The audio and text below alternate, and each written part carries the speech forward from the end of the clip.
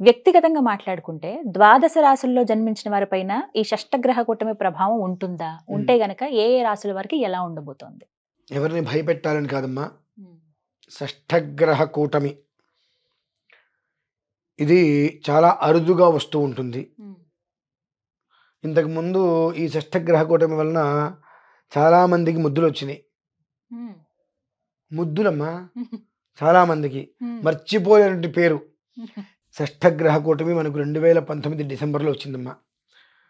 తత్ అనుసంధానంగా అంతకు మించిన స్థాయిలో మార్చి 29 వస్తుంది.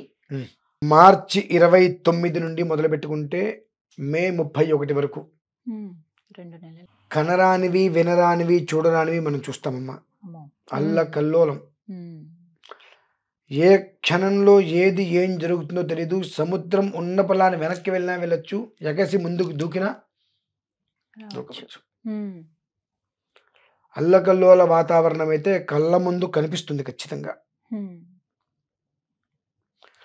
ఇది ఏ రాశి వారి మీదకి ఉంది అంటే సర్వం ద్వాదశ రాశుల మీదకి ఉంది. ఎందువలన ఉన్నది అంటే మనకు సౌరాగ్ని అంటే సూర్యనారాయణ స్వామి వారిని అగ్ని రూపంలో మనం చూస్తాం.